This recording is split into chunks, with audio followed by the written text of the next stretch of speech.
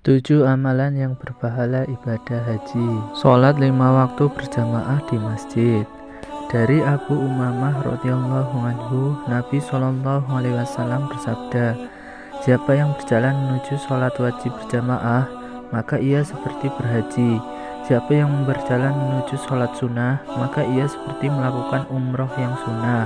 Hadis riwayat Tabrani. Melakukan sholat isyaraq. Dari Abu Umamah radhiyallahu anhu, Rasulullah SAW bersabda, barang siapa yang mengerjakan sholat subuh dengan berjamaah di masjid, lalu dia tetap berdiam di masjid sampai melaksanakan sholat sunnah duha, maka ia seperti mendapat pahala orang yang berhaji atau berumroh secara sempurna. Hadis riwayat Tabrani. Menghadiri majelis ilmu di masjid. Dari Abu Umamah radhiyallahu anhu, Nabi SAW bersabda, siapa yang berangkat ke masjid yang ia inginkan hanyalah untuk belajar kebaikan atau mengajarkan kebaikan, ia akan mendapatkan pahala haji yang sempurna hajinya.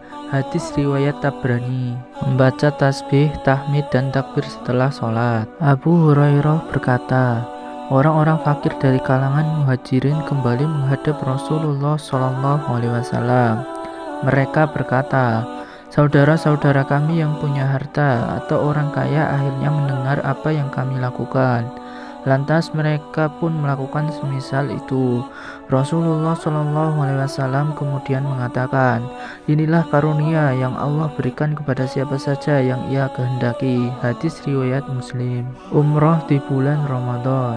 Nabi SAW bersabda, jika Ramadan tiba, berumrohlah saat itu, karena umroh Ramadan senilai dengan haji. Hadis riwayat Bukhari.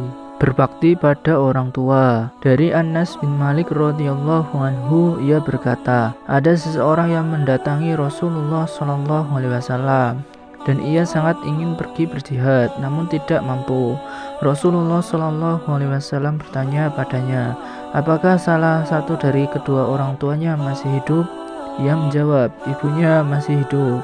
Rasul pun berkata padanya, bertakwalah pada Allah dengan berbuat baik pada ibumu. Jika engkau berbuat baik padanya, maka statusnya adalah seperti berhaji, berumroh, dan berjihad. Hadis riwayat At-Tabrani.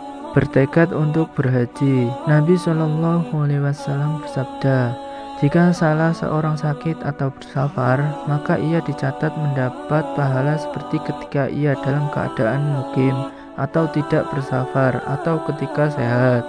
Hadis riwayat Bukhari.